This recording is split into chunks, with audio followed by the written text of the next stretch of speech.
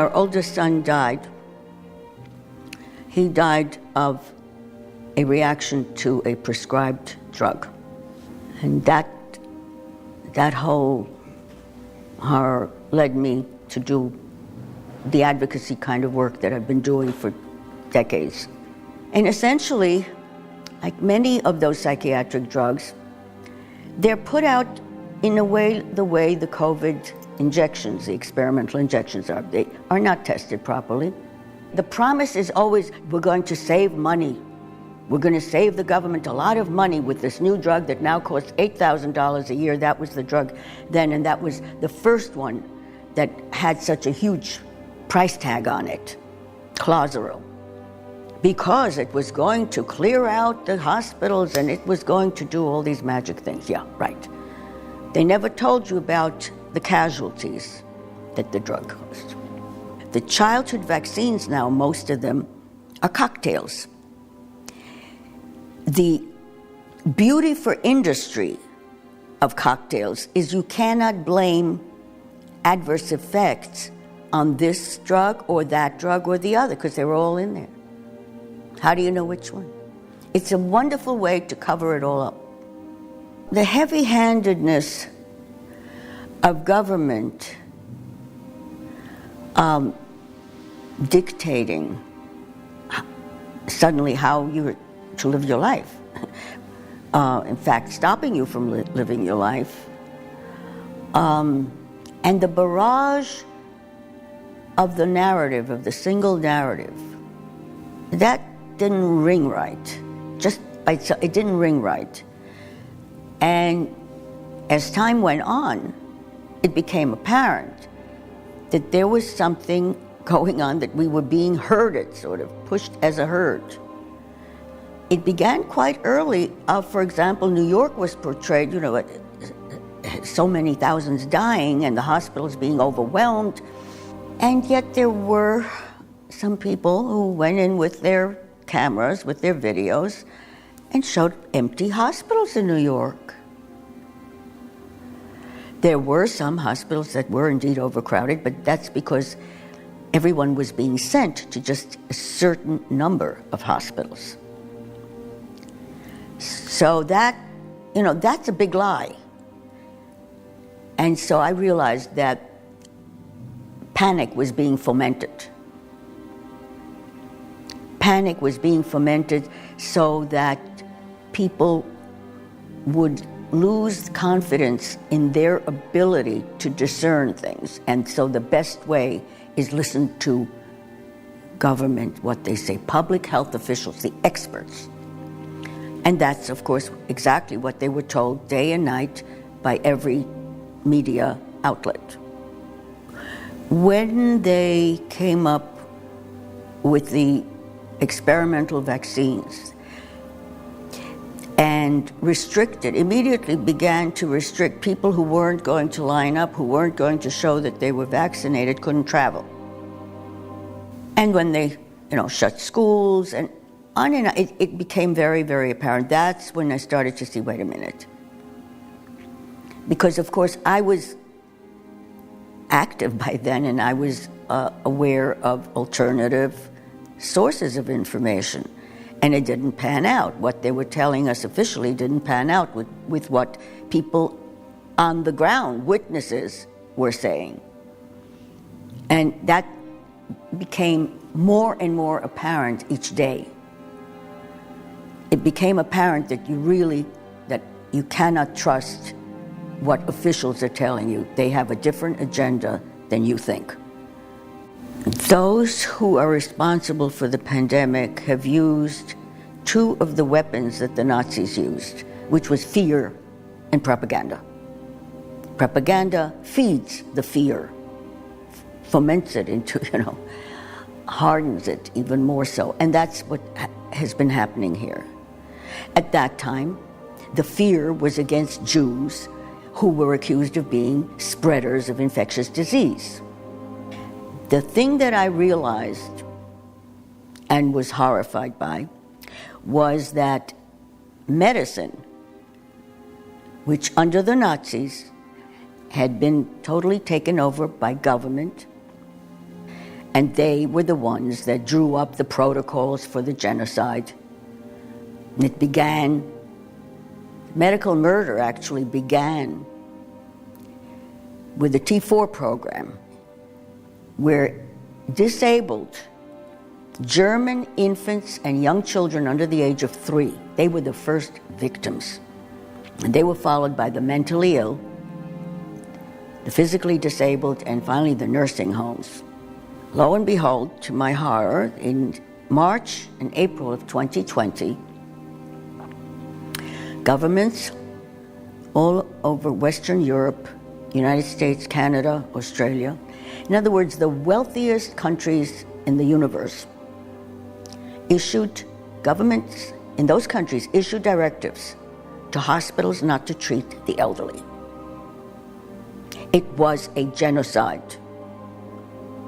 Andrew Cuomo, who was governor of New York at the time, before he issued that murderous order which slaughtered 15,000 elderly New Yorkers, he predicted this virus in nursing homes will be like fire through dry grass. And for his effort, he was given a media award. What this has to do with, actually, is utilitarian philosophy. The utilitarian philosophy, which is eugenics, looks at only the practical, and they put a value on human lives. Some human lives are worthy and some are unworthy. And the elderly are regarded as an economic burden, unworthy. The Nazis called them worthless eaters. Here, in the West, they've never owned up to the genocidal policy against the elderly. No one has been tried. And many, many millions have been spent for genocide. Midazolam was bought in huge quantities, both in the UK and the United States, and it was prescribed in very high doses that are lethal. It was with full intention. There's no getting away from it. This was genocide. This was mass murder to be rid of the economic burden. Andrew Cuomo actually was persuaded to do it by the insurance industry of New York to give immunity to the hospitals and to nursing homes. And they got rid of the economic burden. People who paid insurance all their lives, and then the insurance company was able to just walk away. Didn't have to pay. When we watched the Nuremberg trial and we saw the Nazi high command being convicted, which was wonderful. But you know who really should have sat in that box? Henry Ford, Rockefeller. Henry Ford in 1938 got the Medal of Honor equivalent from Hitler himself. Rockefeller owned the company that made Zyklon B gas to Jews. GM made 75% of the trucks for the Nazi war machine. IBM provided the primitive computer punch card system in order to manage the concentration camps.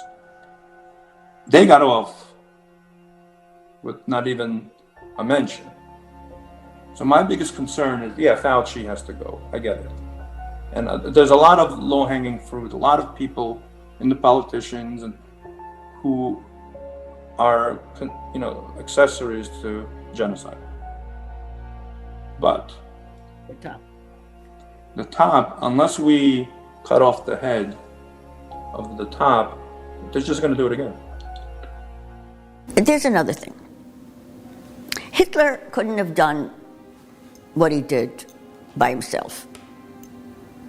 And we have now common threads, familial and certainly corporate. Of the big corporations and the banks, industries that gave Hitler his capabilities, they are now continuing. IBM is a perfect example. Without IBM, there would not have been 6 million. There may have been 2 million. But the efficiency of IBM technology enabled industrialized level genocide. And they are now at it fully again. It was the IBM passport that Governor Cuomo, New York State, contracted. What people need to understand is that the digital identity that they now are pushing, that is the ticket to slavery. Once they have that identity, and they intend to embed it in our bodies, they have then full control of our lives remotely. You won't even know who it is. Doesn't have to be your enemy, whom you know. No. Remotely, click, click, they can stop everything. They can stop your bank account, they can stop your credit account, they can take your mortgage away, they can do anything they want if they have your identity. So for people to go blindly into that is worse than suicide. Trudeau gave a hint. He showed that you can stop your bank accounts, mortgage. I mean, he even separated children from the truckers. This is so insidious, this is so horrific, that if people don't understand that this can happen to them, if they don't accept the 5th shot or the 6th shot, that's exactly what the kind of power and authority that one would be giving up if one continues along the road of obeying. Obedience is the road to slavery.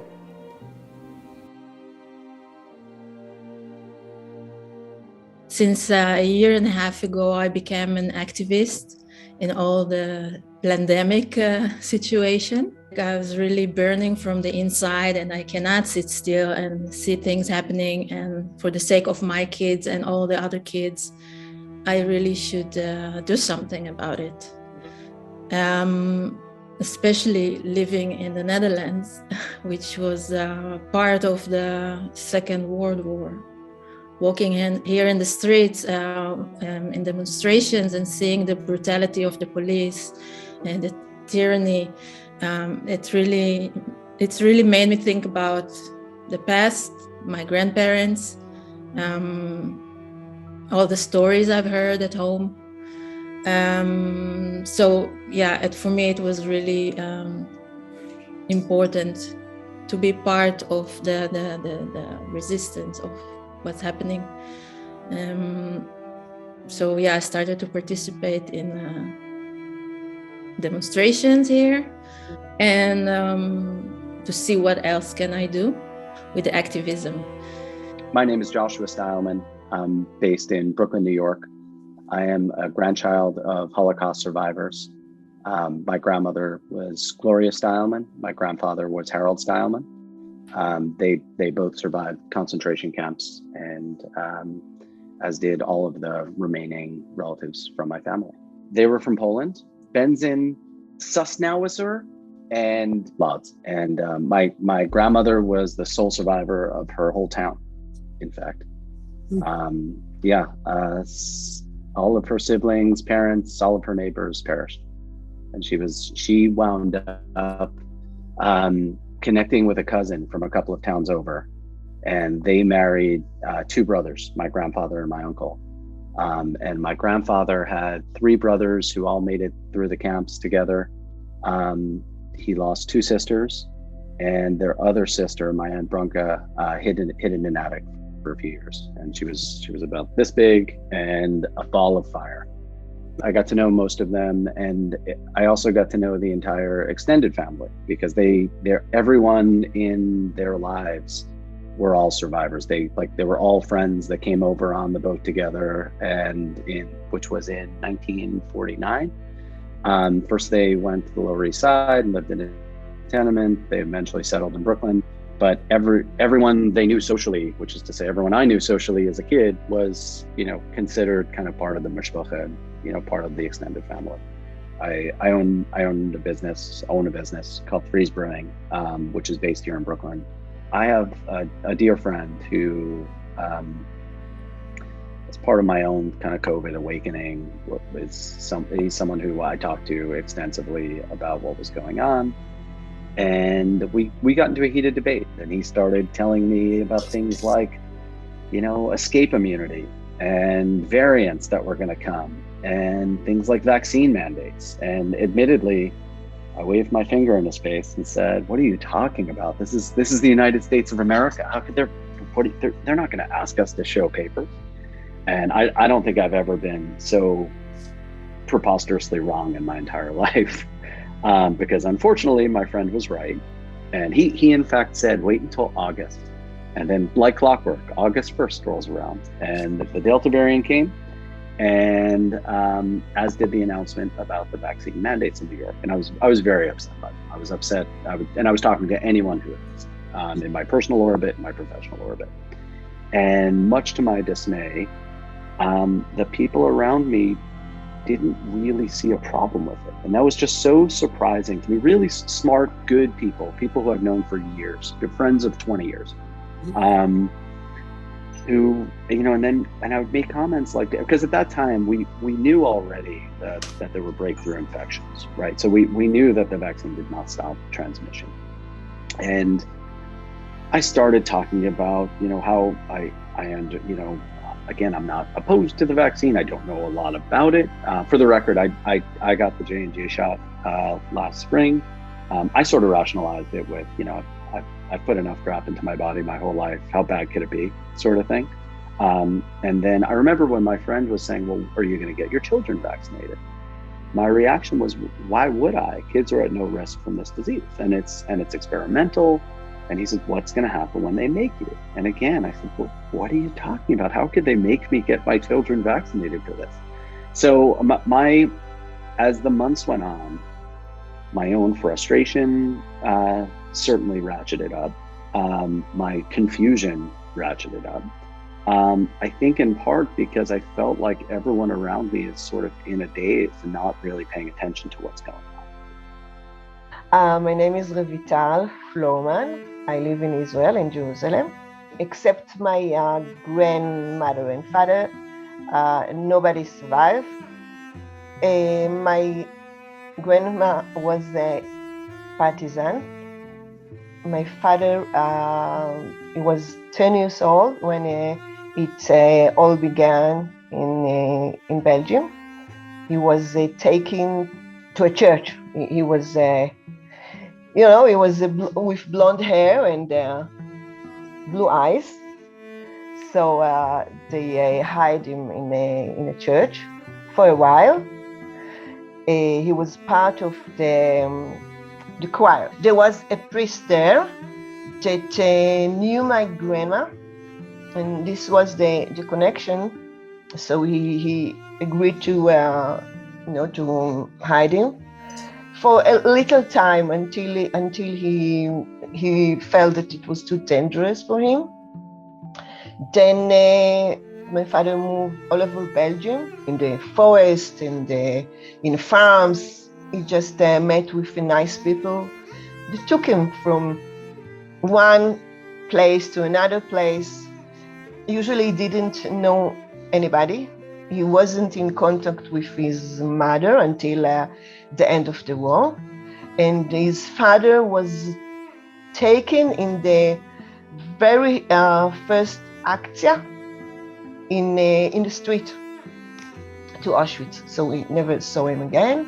His sister was taken to Auschwitz also. It was really a big trauma for him, of course. But he didn't talk about it. My grandma didn't tell us anything. my great-grandfather, Alexander Timofeyevich. He was a soldier with the Soviet army fighting the war, and eventually in Germany he was captured along with 1,000 other Russian soldiers, and so they were sent to a concentration camp, and then afterwards he was moved to another one. In one of the concentration camps there was a guard who had beaten up one of the prisoners and then took a leak on him. My great-grandfather, he saw this, and so he went straight to the control tower, or the place where the people who were running the camp were sitting, and he told them what had happened. They threw him out of the window from the third story, and he broke some bones. They assumed that he probably died from the fall, but he survived. When he was kind of crawling away, he found a plastic bag, and he said that this plastic bag was probably the reason why he survived the war, because a lot of the people in the camp who died, they died from cold lungs. They got sick from the cold. At night, when it was really cold, he was using this plastic bag to breathe into it to keep his lungs warm. And so they had to work in these concentration camps with manual labor. He was in the second concentration camp. There was a wealthy Austrian woman whose husband was an officer of the Austrian army who was fighting against the Soviets. She wanted some personnel at home, and so she went to this camp and bought some slaves to work for her, and my great-grandfather was one of them. When they got to her place, they were very hungry and they were very cold and they had trouble breathing, and my great-grandfather, he said to the other two, don't eat too much too fast, because they were served some food, and one of the others, he just ate because he'd been hungry for so long. He just ate, and he actually died from that. So my great-grandfather, he was working for her, and believe it or not, she happened to fall in love with him. He was a handsome and strong Soviet man, and they actually got a baby together. When this baby was 1 year old, he kept saying that he wanted to get back to his wife and children in Russia. And she kind of helped him to dodge problems. Like when the Austrian soldiers were going to come, she kind of helped hide him. But then when the Soviet soldiers were approaching a specific area and she found out, then she let him know when to leave and where to go to likely find the Russian soldiers. And so he went into the forest. There were Soviet soldiers there, and they found him. And then he rejoined the army, and he continued to fight the war until the war was over. Morality, values are not taught in medical school. And to make proper value decisions when it's difficult, when you need to perhaps sacrifice, requires a very strong moral compass, without which you get swept away by the tide of tyranny. So to stand up to the world and say, you are all wrong. There is no medical reason to vaccinate children, but there is other reasons, which is if you want to create slaves that are bound to a certain system, a control mechanism, then that's a very useful technique. So what's going to happen is like this. Forget about Apple Pay or credit cards or paper money, any fiat currency. There's going to be a one world global cryptocurrency, which is going to be controlled by a few global powers. And in order to participate in this system, you will need to be a transmitter of biometric data. So essentially, every home will have a scanner. And let's say I want to order bread. I order bread. I scan my hand. It gets credited whatever to my account. Probably some drone will deliver the bread. Now, what if I don't want to be tagged with a digital identifier? What if I don't want my location known 24/7 by some government body? Well, then I won't be able to participate in financial transactions legally. I mean, there'll be a black market, but what if the government doesn't like what I say? That's happened. So you see, this is modern day slavery. Slavery has always been the most lucrative industry in human history. Yep. And we have a few global psychopaths, sociopaths, that have engineered a brilliant plan, evil but brilliant, to enable the enslavement of humanity, basically. The vaxxed and unvaxxed become the collision. But this is a government-dictated division. This is nothing in real biology or real life or anything. It's essentially to reward the obedient and to punish those who question and don't follow in lockstep. Lockstep is really the objective. They want every person in the world to march in lockstep to whatever order is given. This is where we're going. That's called slavery. We have been lied to from the get-go. Every single aspect of the public health directives and restrictions were based on lies, falsehoods. While they tell us, they admonish us to follow the science. First of all, nobody is following the 10 Commandments. They're more important. That's human. That's human values. Thou shalt not murder. And this is rampant murder.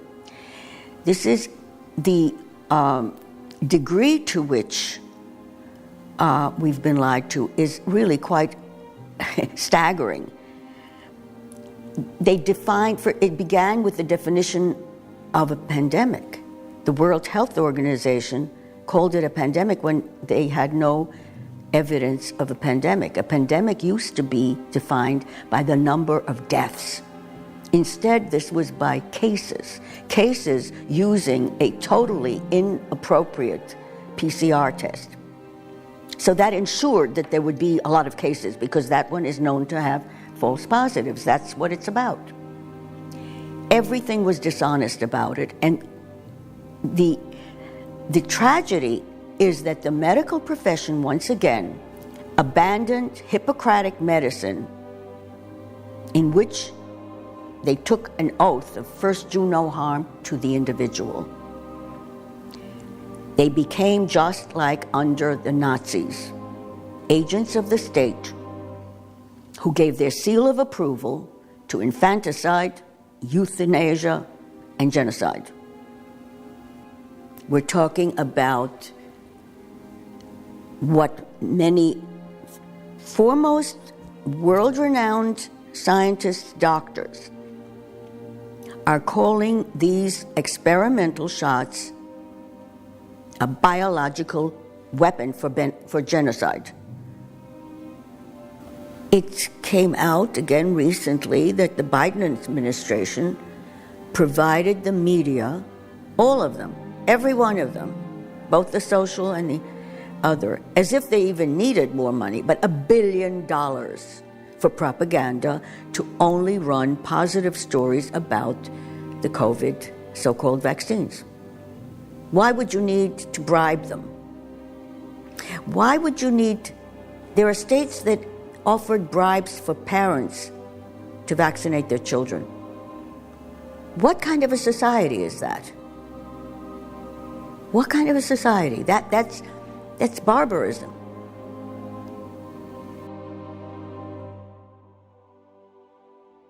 We learned history and we believed in what they told us. But today I understand that all these people who are in the government are actually puppets. They're following orders.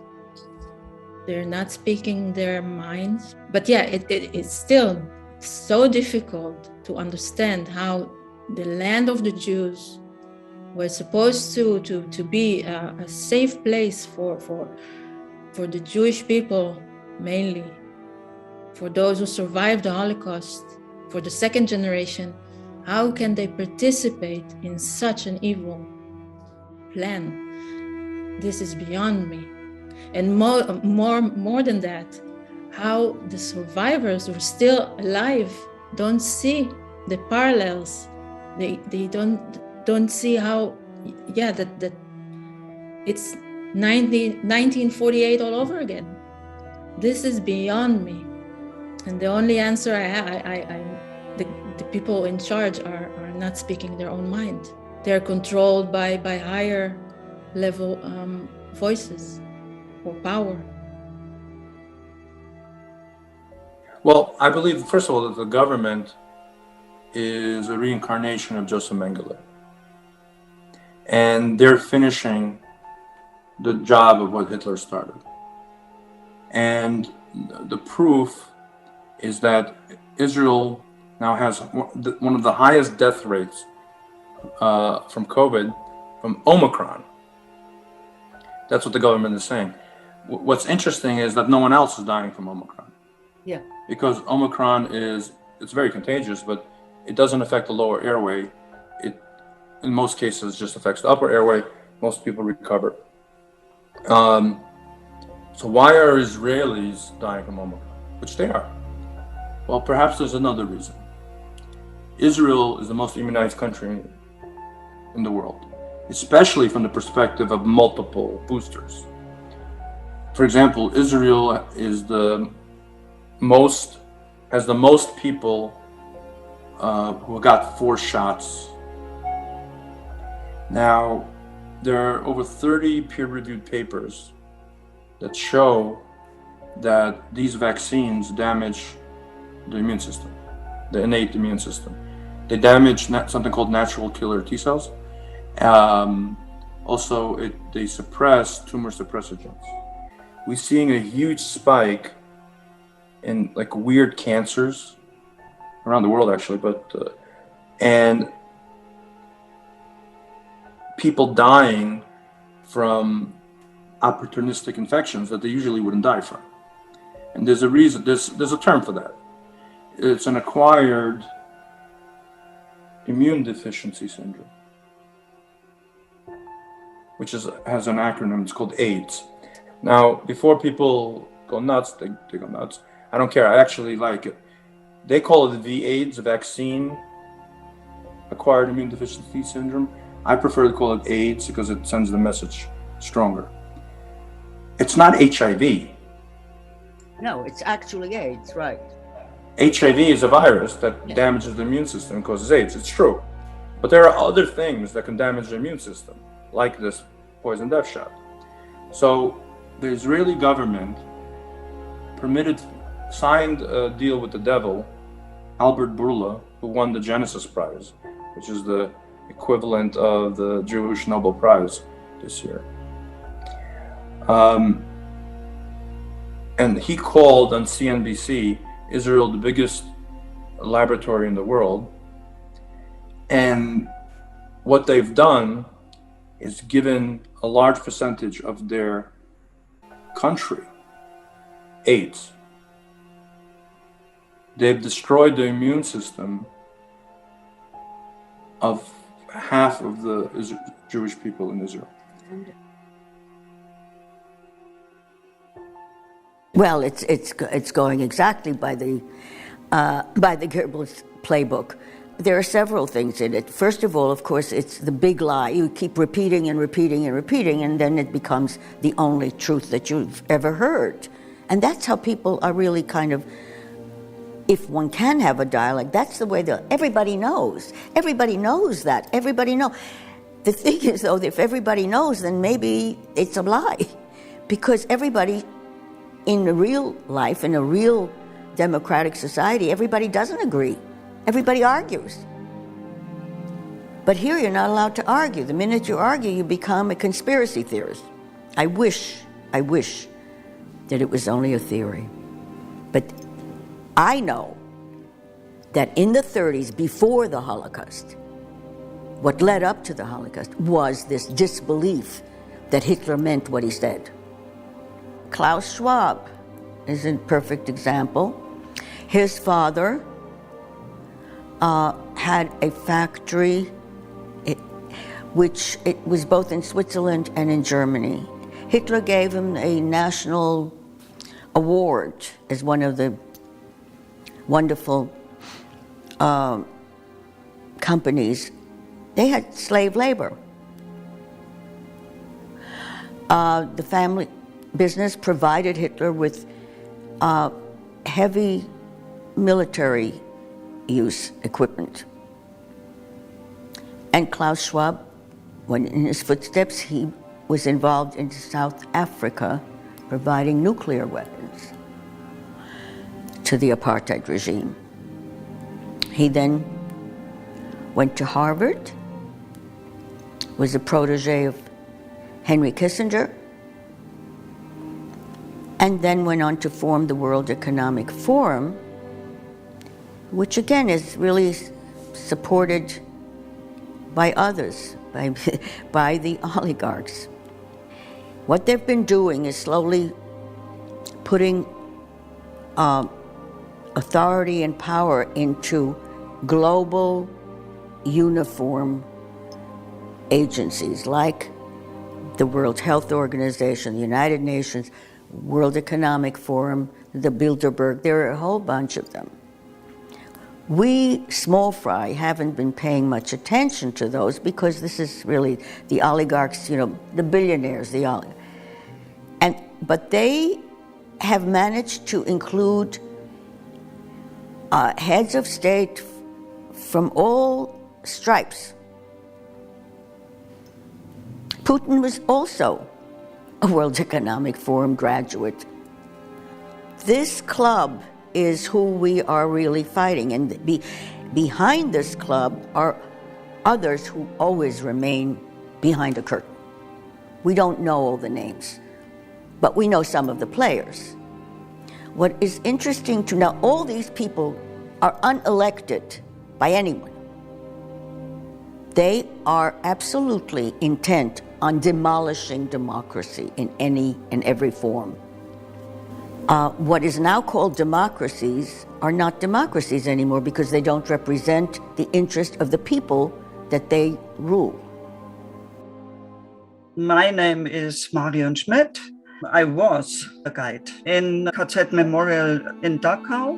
I always ask, how could this Nazi regime, how could it happen? How could our parents put up with having all the rights taken away from them? Right. Why didn't they say no? I'm searching for an answer, and I'm searching today for an answer. Dachau was the first concentration camp of Germany, built it in March 1933, and was a model to oppress people. You can see photos with a background of torture, of how to have the prisoners work, medical experiments. First came fascism, then came war. These are two brothers inseparably linked. I always said, anyone who wants to provoke a war has to lie. Now we have had the situation with Corona and all the oppression of our democratic rights. In November, young people over 14 years aren't allowed to come into the memorial site if they aren't vaccinated. I cried. I cried because of this. I myself was oppressed. It was not allowed to speak about this. The division between unvaccinated and vaccinated, already a violation. The demonstration, I have done nothing other than demand we want to come back to these democratic rights. The reaction came 4 weeks later. I was no longer allowed to work. And I am in struggle with the leader of the memorial site.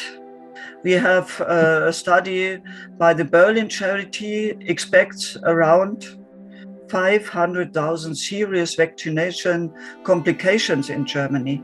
That is 40 times more than previously stated. I think it's necessary to say to people, learn of history. This is what we have to do for our children, for the future. The problem with the dictatorship is now we have the face of a soft dictatorship. And this is a problem to see what is behind. If the mask is from the face, what is behind? Behind is reactionary fascistic ideology, and it's very dangerous. Albert Einstein said, being blind is not wanting to see. Comparing does not mean equating. In my head was a song from Tracy Chapman. Don't know, talking about a revolution. It sounds like a whisper, and I think that's necessary. Talking about revolution.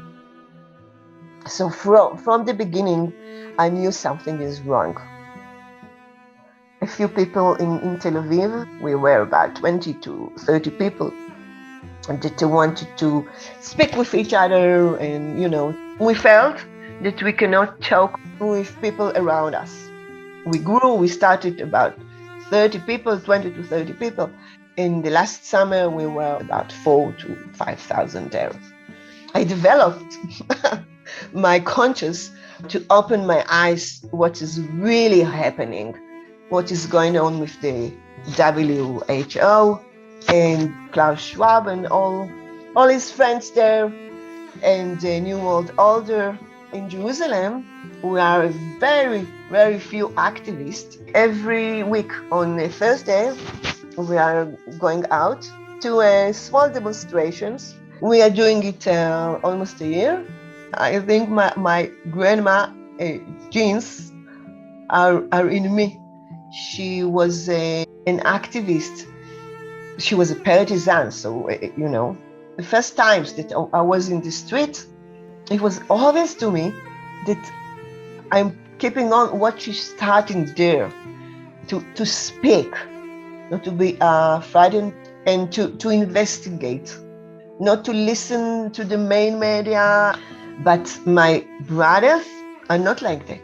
We say here in Israel, the ones who are still sleeping, we call them the sleepers, believe what they hear in the main media. This is my sister. When we demonstrate in Jerusalem between the market and the very religious neighborhoods, we meet there with a lot of Orthodox, and they're all awake. But the rabbis don't let them to be in the streets. They have flyers of their own in their neighborhoods, in the synagogues. They really know everything. I think I'm fighting for my life, for your life, for the life of everybody on this earth. In one way, I understand the sleeping people, sleepers, that was brainwashed all the time, almost 24 hours a day, and they can't believe somebody wants to harm them. This is in one hand. The other hand, I feel something like an anger, because if we were a mass, okay, really a mass, and we were on the streets, it can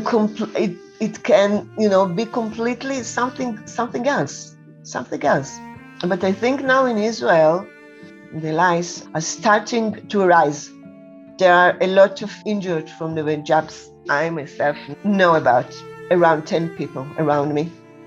Not all of them, connect what is going on with them with the jabs. But for me, it's obvious. So something is going on in Israel. But with that, the dictatorship is also being faster than it was. Than it was about 4 months ago, 5 months ago. Yeah, aggressive. Of the police, of our rights. There is a rule in Israel, like was in Nazi Germany, you know, the Chok HaSmcha, emergency law. In Nazi Germany, in 34 it was, or 32, all the authority is not in the Congress or something, in just in one hand. They can do everything they want. They don't have to ask for the permission of the Knesset. I think it's not just in Israel. So I think we know right now that all the politicians in Israel are really some puppets, you know. Somebody is operating them, we are sure. Because last year we changed the parliament and nothing changed. It became worse. The people that were before in the opposition and shouting about all what is going on, when they elected, they did everything the same. We were just living in an illusion that we have a democratic country and we can decide what we want. Now I know for sure it was an illusion. 50, 60 years of illusions.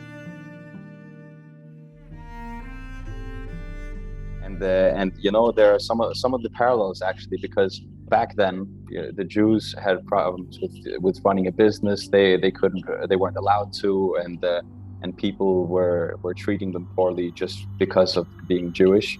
And now I'm hearing stories of, for example, a Russian woman who has a little health shop somewhere here in Denmark. And then customers were coming in just telling her to shut down the business and leave Denmark, go back to Russia. And these kind of things happen when it's wartime and when people see each other as the enemy. And this is what I think is the most dangerous thing. Also, as a psychologist, I think it's very interesting how people's mentality can change completely. And even now I can hear the way that people are talking about Russians, and that Facebook allows hate speech as long as it's against Russians. I think it's insane.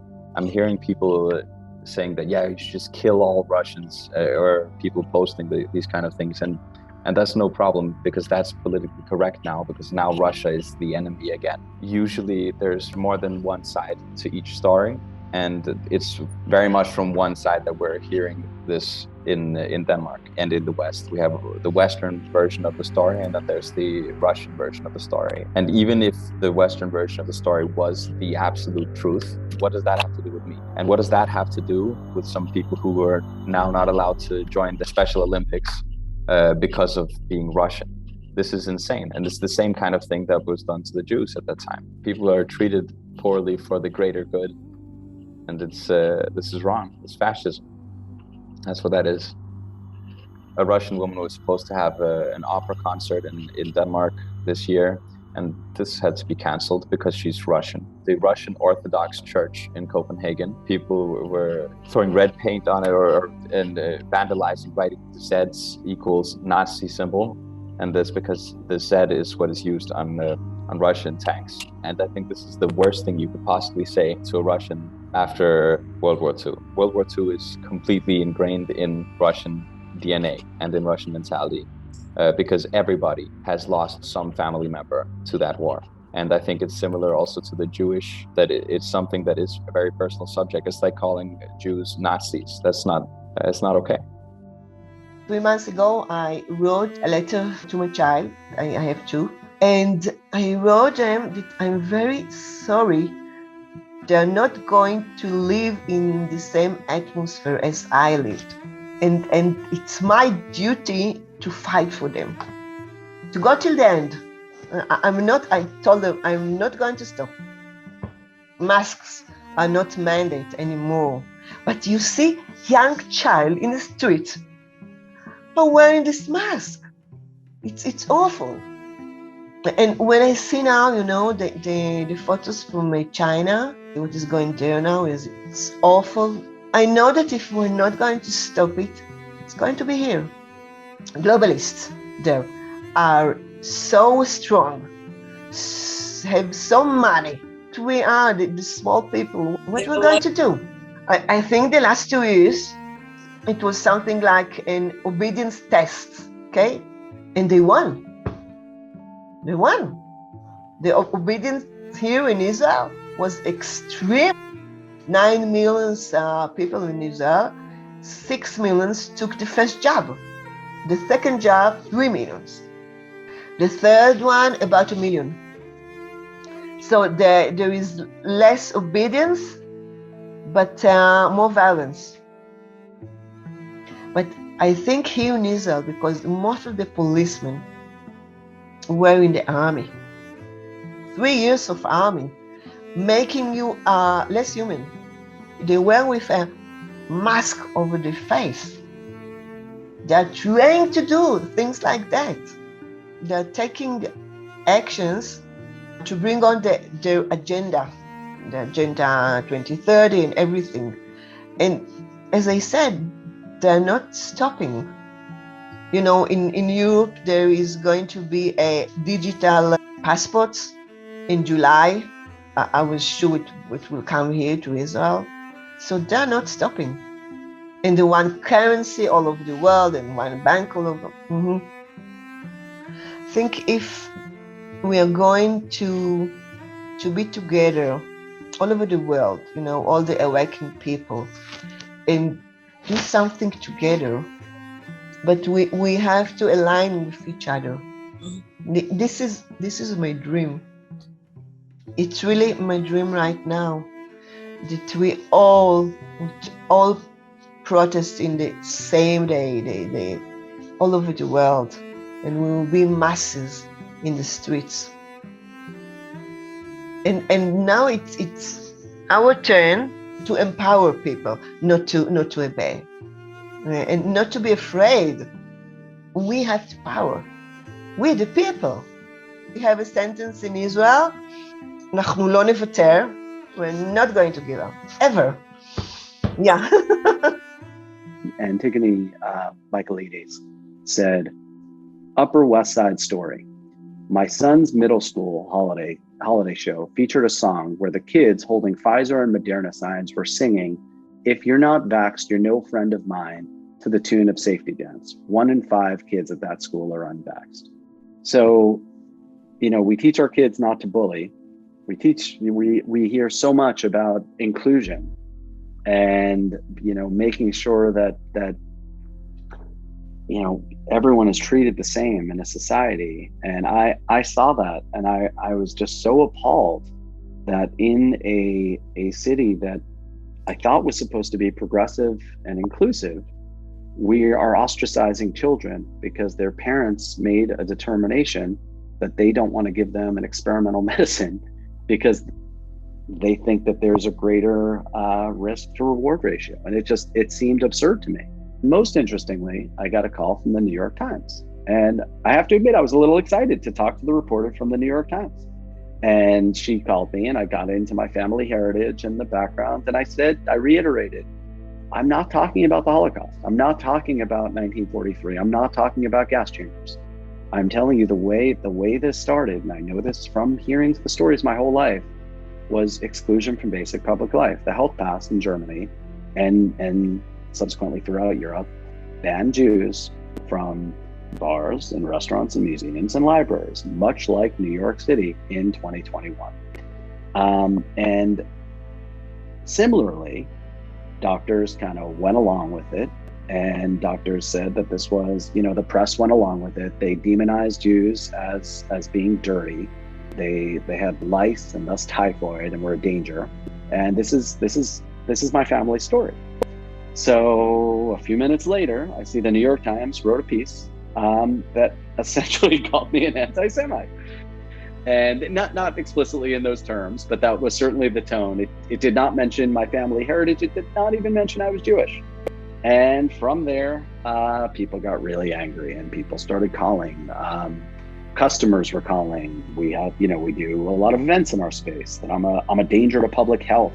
By the way, I've been complying the whole time. That's the most frustrating part of the whole thing.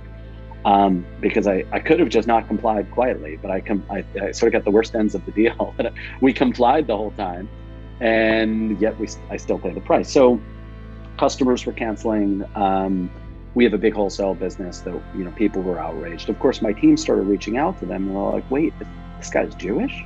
Oh, it didn't say that. But again, we don't have the voice of the New York Times, and we lost control of the narrative. Look at any atrocity in human history. It starts with the othering of people. And this is where we are now. My point was, human beings are entitled to determine what they put in their body. And I believe the Nuremberg Code guaranteed that. Informed consent. And we violated that. And we violated a whole bunch of international laws. So there is no justification for any of this. It's either comically stupid or straight up evil. And initially, I thought it was just incompetence. The signs are all there that this is not an accident. They're all going in a direction that is against the truth. And the systematic suppression of information, whether it be about early treatments or efficacy of drugs or deadliness of disease, they're all going the same way.